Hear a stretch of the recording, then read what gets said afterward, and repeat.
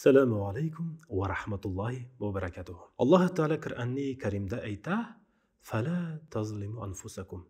Öz-özleringizge zulm kılmağız.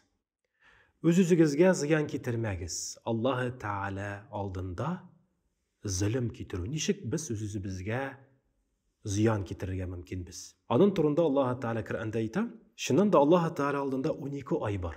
Ol ay arasında 4 ayını Allah Teala ayırıp koydu. Şu ayda yağmur kibik Allah Teala rahmeti, nuru, bereketi hem sevabı inge. Hem şu aylarda izgilikler bilen uzdurmuşa, günahlarga şumab, günahlardan başlarımızı çağırmışa, öz-özleri bizge biz ziyan kitirge mümkün biz.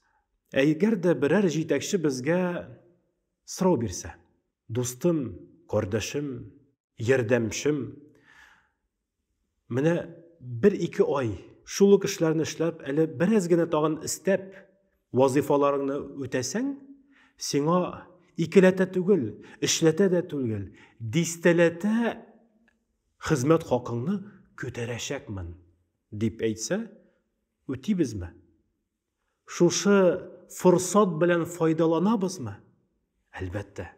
Elbette şatlana, sine şuşu fırsat bilen faydalanıp hizmet hakları bizde. Mal yaktan, maddi yaktan baylıklarımızı kötereşek biz. Arttıracak biz. Şulayık Allah Teala izgilik yolunda da bizge bir müracaat ite, bülek bire. Ey bendeler, Allah Teala ite.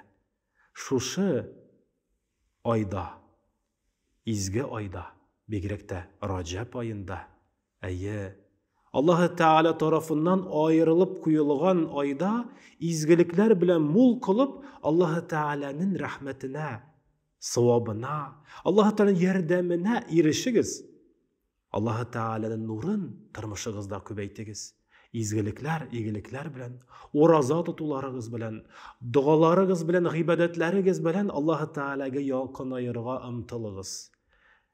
Hem şu aylarını boş uzdırıp, günahlar bilen mol kılsağız, özleringizge zulüm kılışı hükmünde bulursunuz, deyip kele.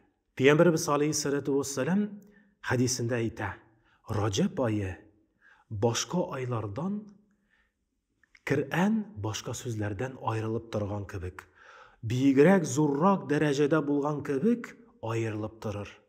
Şaban ayı, Peygamberimiz Aleyhissalatu vesselam başka peygamberlerden, ilşilerden biyigrek, zorrak derecede bulgan kibik ayrılıp durur. Hem Ramazan ayı, Allah Teala bütün mahluklardan biyigrek, zatlırak, hem istin bulgan kibik Ramazan ayı istin bulur deyip kele hadiste.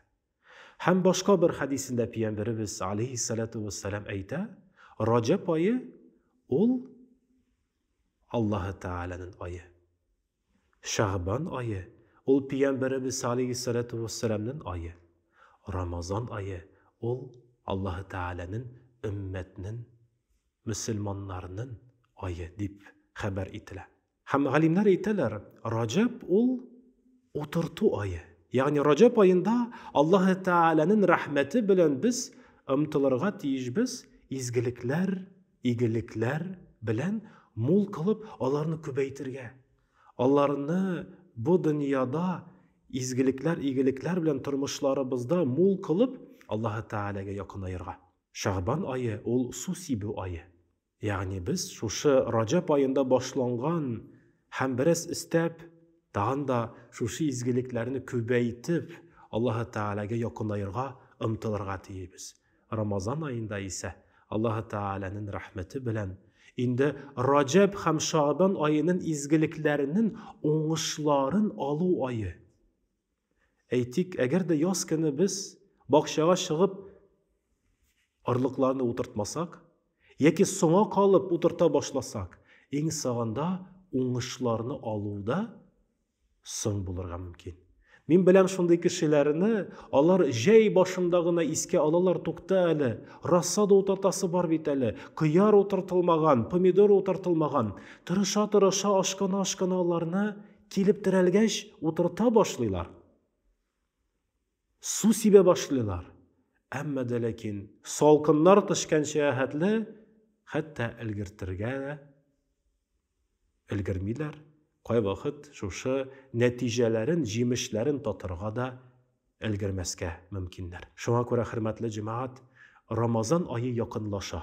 Һәм Рамазан аеның беренче илчесе ул Раҗаб ае. Аллаһы Тәгалә рәхмәте белән булган ай. Без шушы айны форсатлар белән, бүләкләр белән файдаланып, Аллаһы Тәгаләгә адым-адым якынайырга насип әйләсен һәрберебезгә дә. Әйе, Аллаһы Тәгалә шушы безнең изгелекләребезне кабул итеп, Аллаһы Тәгаләнең рәхмәте белән шатланучы, сөенүче, Аллаһы Тәгаләнең рәхмәтендә булучы сөекле бәндәләр арасында булуын насип ва ясар әйләсен. Әссәламу алейкум ва рахматуллаһи ва баракатуһ.